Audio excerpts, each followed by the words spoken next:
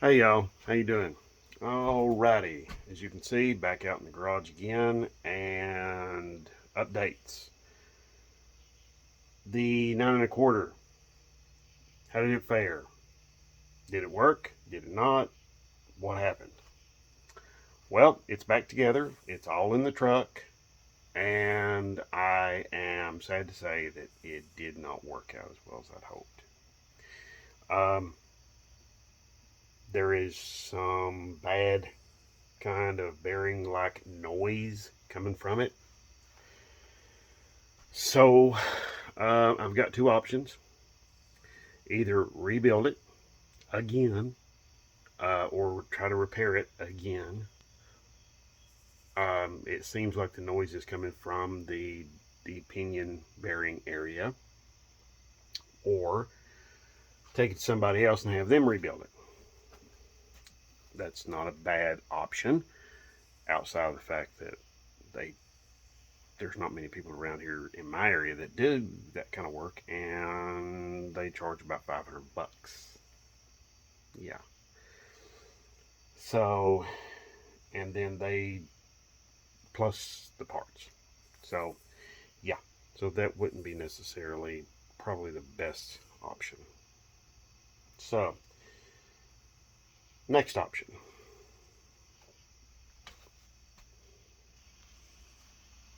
You're looking at it right there. That's an upside down 741 case, 8 3/4. Okay. Um, Now, let me temper something here. Before I rebuilt the 9 1/4, I I went ahead and told you all that you know, that this isn't some of my best work.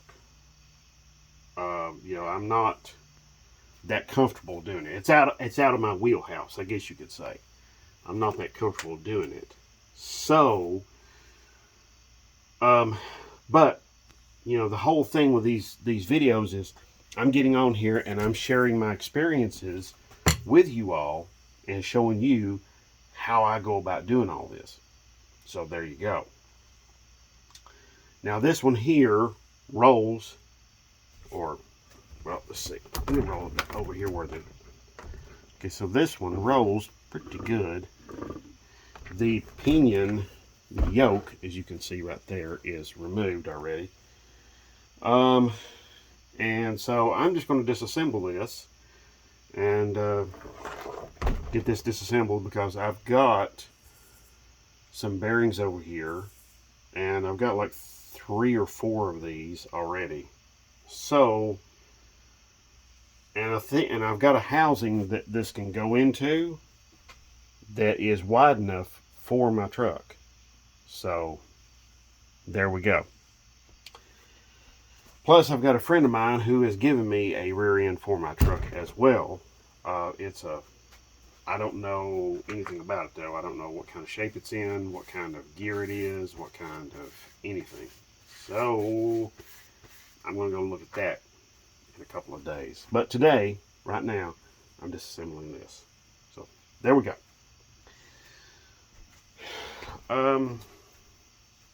Let's see. First of all, I guess start with these retainers right here that keeps these bearing adjusters from moving. Go ahead and start with them.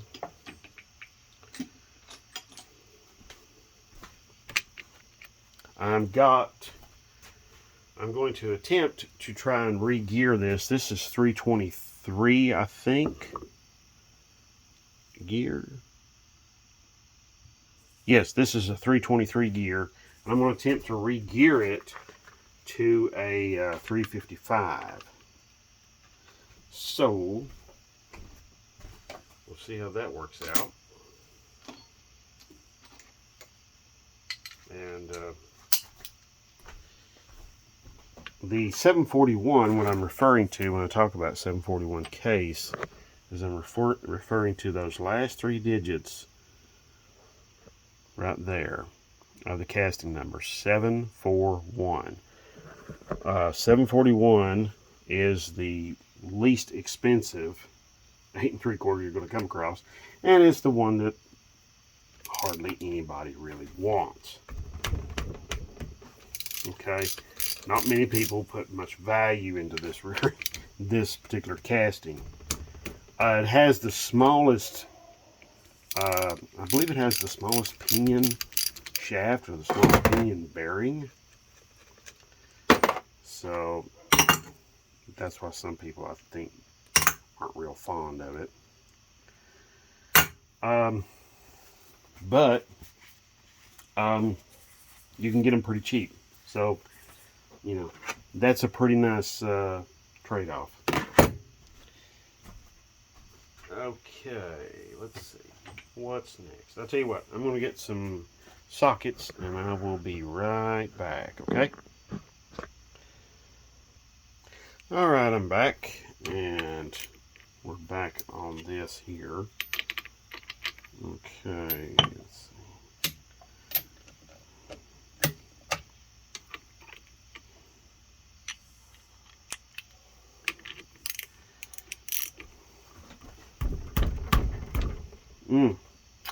Yeah, this is going to be a little difficult. So, let's see. Roll it over here so it can lean up against the vise. That's the bad part about taking these out of a housing. This will probably, I'm just going to go ahead and warn you, this is probably going to be maybe at least a two-parter, maybe 3. So,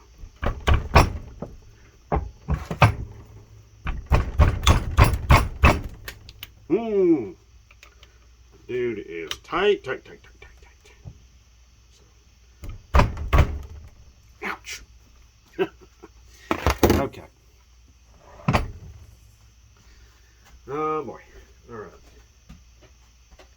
So.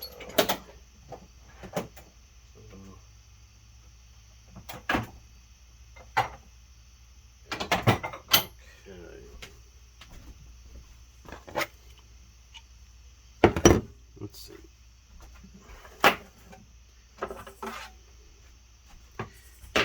Get out my air impact here and see if I can get it to break them loose.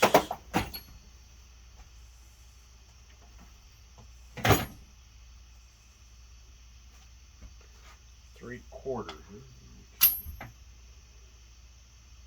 Yep, there we go.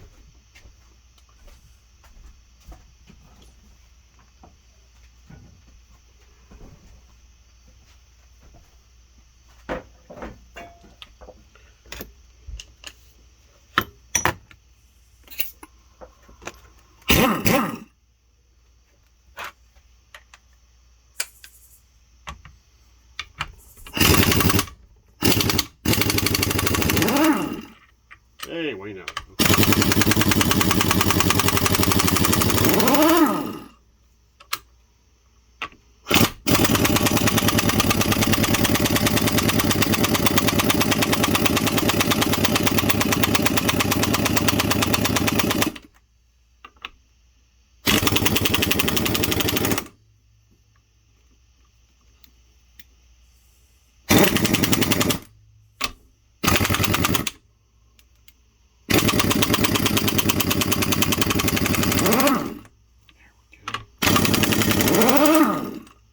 All right.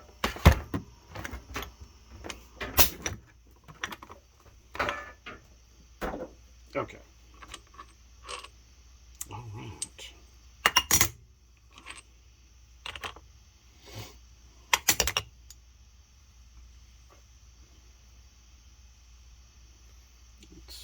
There we go. As you're taking all of this apart, be inspecting everything. Okay. So let's see.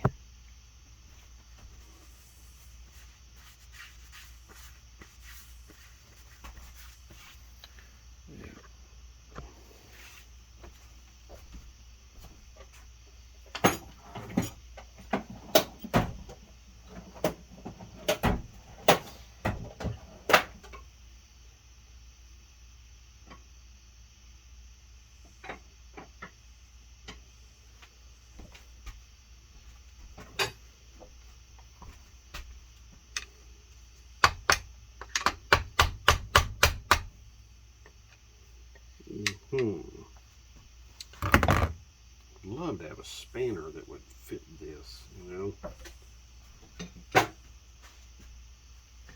Oh no.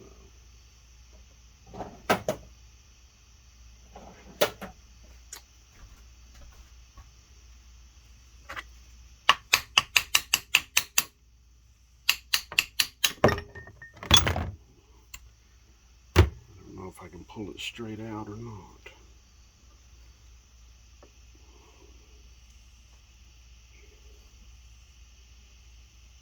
Okay, I'll be right back. Alright, what you missed was I took a punch and just hammered on this and turned this and got it broken loose and got it to back off enough to where it took the pressure off the race. So there we go. I'm going to do the same thing on the other side. Now, let's see.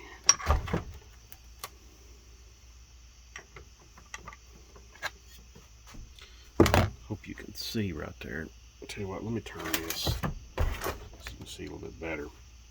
Alright, so this is how I'm doing this.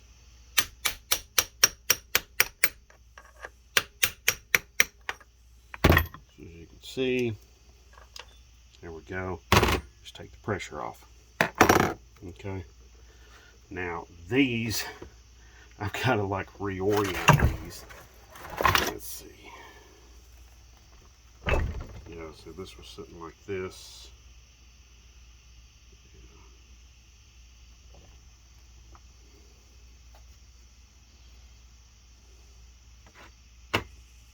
No, that's good. That's right. Okay. Now, if you can see,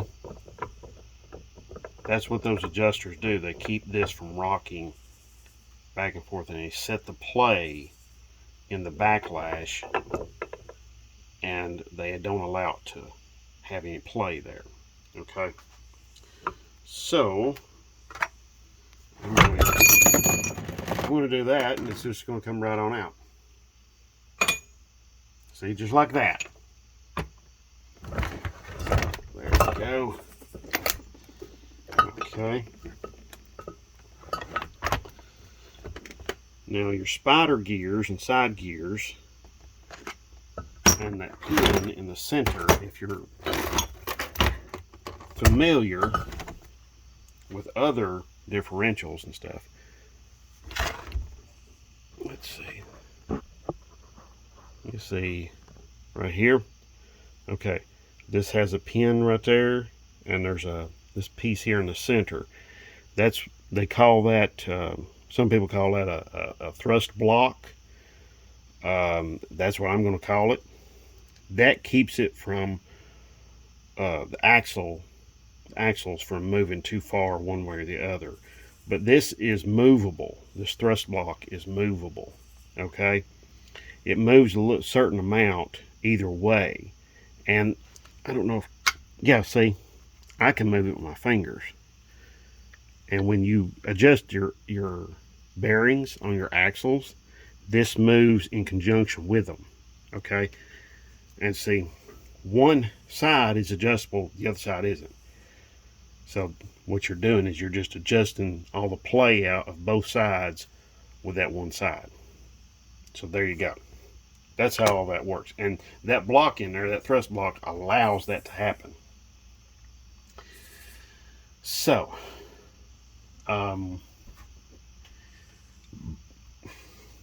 now, one little thing I want to share with you all about these is these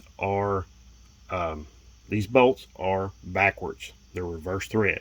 They even have an L stamped into them, or printed, made on them. Okay, that basically tells me these bolts are reverse.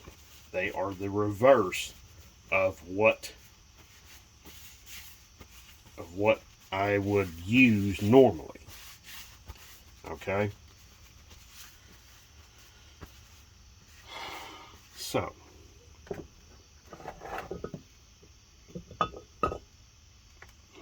all right, here's my pinion gear and pinion gear and shaft right there.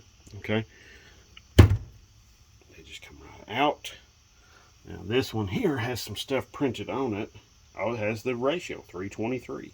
So I would use this, but here's the problem.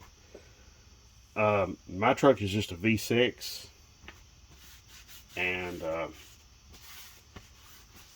you know, it's going to be a V8. It's going to be a 360, but you know, that's coming a little bit later down the road. So what I need to do is I need to get this thing set up for a 355. So that's what I'm going to do. All right. Now I have went and took, to get these bearings off, I have went and took and cut them off. That's might be an acceptable way of doing it. You can, if you have access to a press, you can press them off.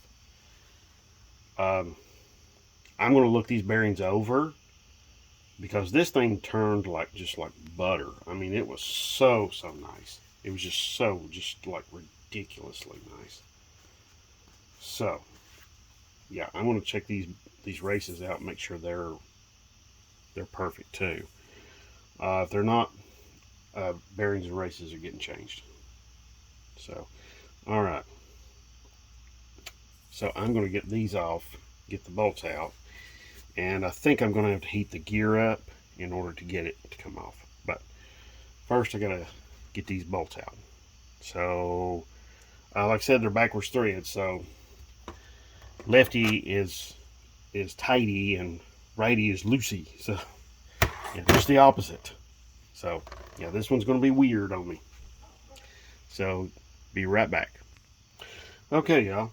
I got all the bolts out, and I took a look at one of the races, and it's pretty good, but it's not what I would consider ideal. So I'm not going to reuse these bearings. I had considered it because I really need to get my truck going, but I don't want to put myself in that kind of position. So there we go. All right, I'm going to clean this ring gear up some, because I'm going to have to heat it to get it off. So alright, so I'll be right back. Okay, this is working, y'all. This is really working. I'm like shocked and kind of amazed, and I've been heating the gear up just a little bit, not a lot, and it's just coming right off, and I'm like, oh my god, you know. So I've never done this part before, so this is new for me.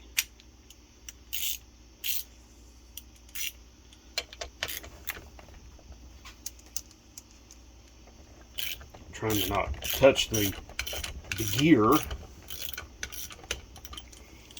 I'm trying not to hammer directly on it too, but I think it's ready to just fall right off.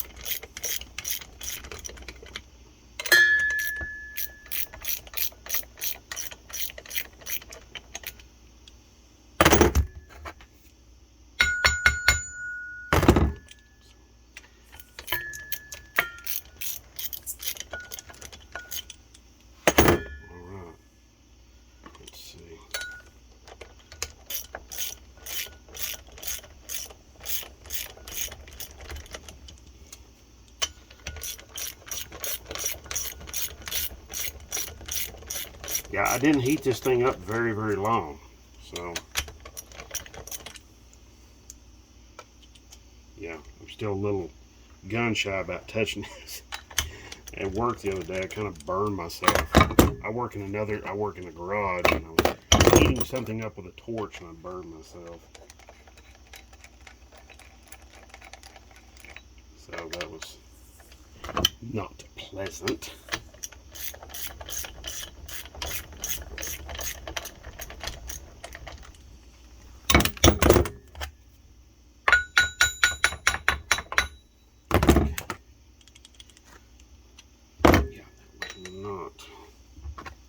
wasn't at all. Look there. How about that? All right. Okay, I am really happy that worked. Okay. So, I think I'm going to have to do... See, I've been trying to find something about doing this. So, what you do is you just heat the gear all the way around as best you can, all the way around. You know, and I just did it with like a torch like this. Okay? So, I just did it with one of these torches. And you just heat it all the way around the best you can. And I just took some bolts and put them in there. Just started them. And then I just tapped on the bolts a little bit. And then the gear started moving. So, okay. There we go. Alright. Just feeling of that. See if it's too hot. So I'm really, really happy that worked. How hot is that gear right now? It's like 96 degrees.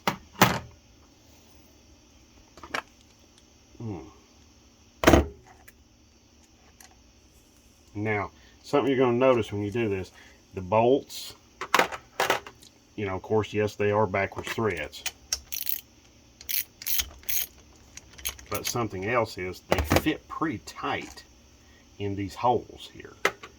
Alright, so, and they do that because, see, they have a shank right here. This shank part right there, it fits tightly in one of these holes. So you can't, when you put your gear on, you got to make sure and get that sucker on straight. I mean, it's straight. Okay? And probably what I'm going to do is if the bolts will reach, I put the gear on and then put the bolts through here. And then when they get through here, I'll go and start heating the gear up. And then I'll use the bolts to just gently pull the gear on to the carrier. So,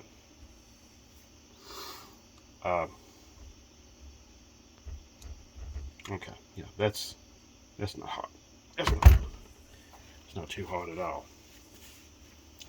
All right, so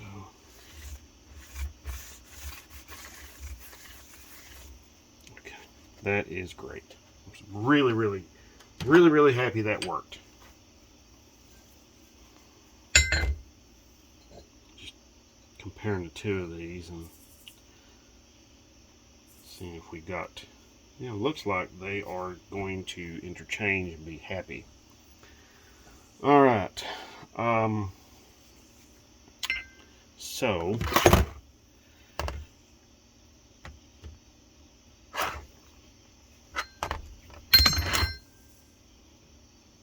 yeah, I'm gonna get a rag. A little gun shy there, but not a problem. Okay, so.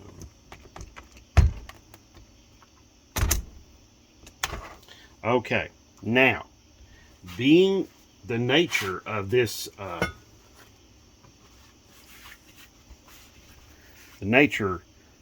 very tight fit right here, I'm going to go and I'm going to clean this very thoroughly.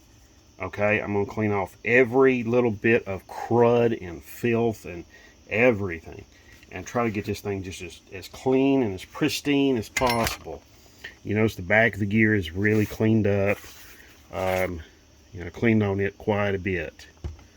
So this face here, I've got to clean it up. I'm just going to do a little test fit here real quick. Yeah. Oh, I think that's going to work nice. Yeah, I think that's going to work really nicely. See, this fits. Okay, this part here fits very tightly around this machined surface right there. It's not like, you know, press it on there with a 500-ton press or something like that. But it does fit. It's, I guess you could say, interference. There is some interference between the two of them. So, all right. Okay, so I'm going to get busy on cleaning this. Probably use some Scotch-Brite and some brake parts cleaner and some sandpaper. And so, okay, I'll be right back. Okay, y'all. I just realized the video is 25 minutes long, and I'm trying to keep the videos from going much over 25 minutes. So, all right. But I just want to say a quick thank you to all of my subscribers. Thank you so much. I really do mean that, and I really appreciate it. If you have any questions, comments, ideas, anything, I love reading the comments. I love that interaction. But I'm going to carry on with this, and I'm going to make a part 2 to all this and show you how I get that gear on here. Okay, so all right. Thank you very much for watching, and God bless, and have a great one.